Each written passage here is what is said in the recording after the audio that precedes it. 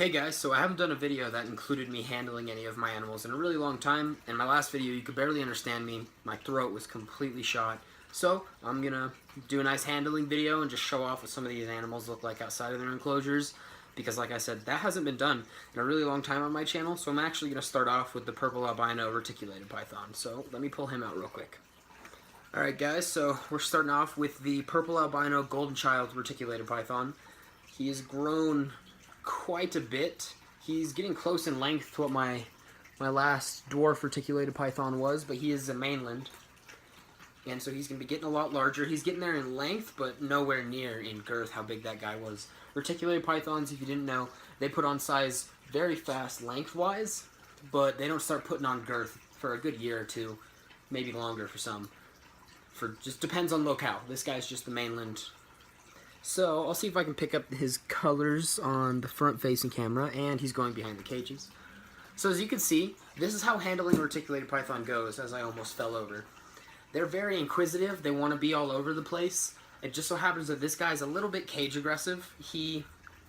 His feeding response is just insane, and soon I'm going to be moving him into the same exact style of cage that my boa constrictor is in. I'm not going to pull her out because she needs to eat, and she's kind of feisty right now.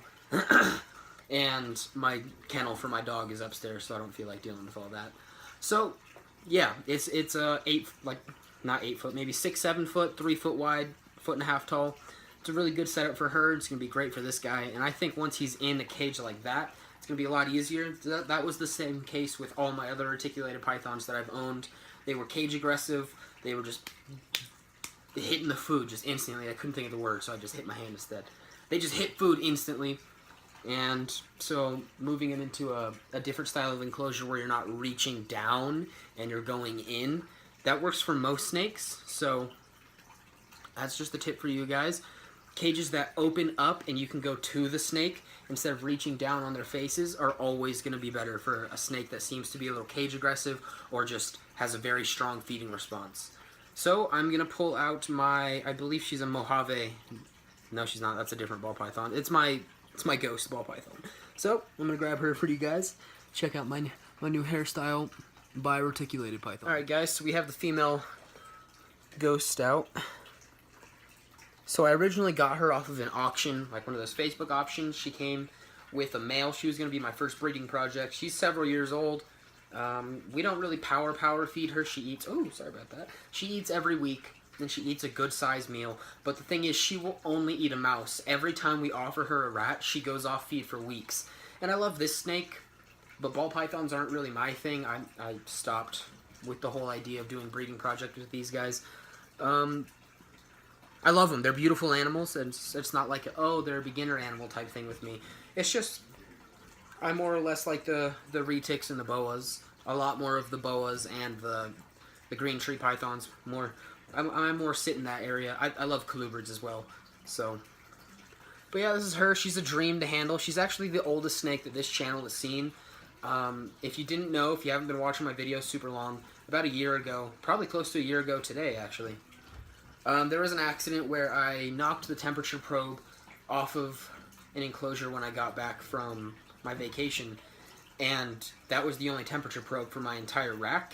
And it killed everyone. It killed an $800 reticulated python. It killed 2 ball pythons. And I had a beautiful, beautiful dwarf reticulated python. She was a rare gene. So I was kindly interrupted there, so there's going to be a really random stop right in the middle of this video. Sorry about that. I don't remember what I was saying. Now I do, actually. I killed a whole bunch of snakes. It sucked. It was terrible. I felt just awful because some of these cages were 200 degrees in the cold side. It was a bad situation. But this girl was sitting in a 200-degree cold spot of her cage, just hanging out. I put her in a cold water bath real quick, and she was just fine. Took her a little while, but she picked up. So here's her. I love this snake. That's one of the reasons I've kept her, even though I'm staying away from the ball pythons a little bit, just because she survived that, so I feel like I owe it to her.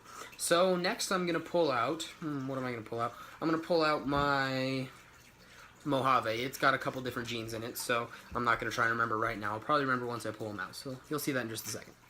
Alright guys, so here he is. featuring stitches in my thumb. It's a GHI Mojave, that's what he is. And this looks bad on my behalf. He's got a little stuck shed on the top of his head. And that's just due to me not spraying the cage down heavily enough. And I noticed he was going into shed a little bit too late, but he's getting it off.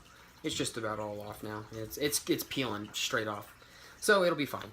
But yeah, I don't really have a ton to say about this snake. I just picked this one up maybe 4 or 5 months ago. Beautiful snake. I love the GHI gene. That's why I picked him up.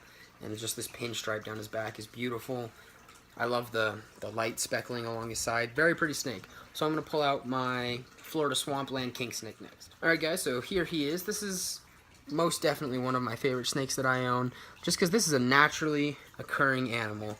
And I think he's absolutely beautiful. The oranges on him that my front camera doesn't want to pick up, but I'm already dedicated to doing the video this way.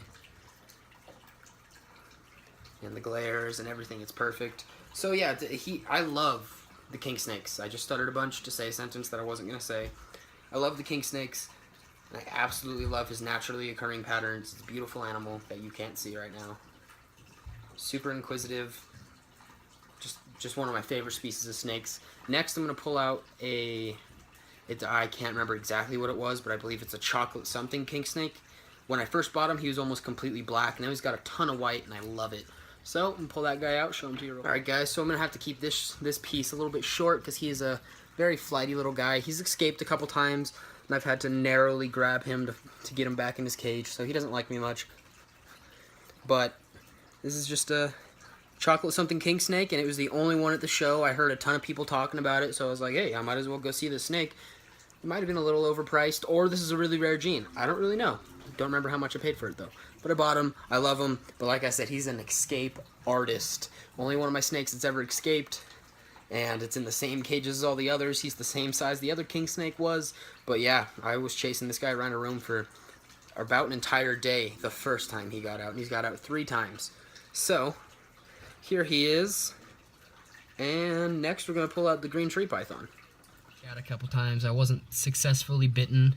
And he's got like some dust on him from his bedding, and I just emptied out my spray bottle in one of their bottles, but camera's not doing him any justice, and this little bit of dust on him's not either. He's turning a really nice green. I'm loving it. He is a beautiful snake. I love him. He feeds like a champ, but he just did not want to come out for us today.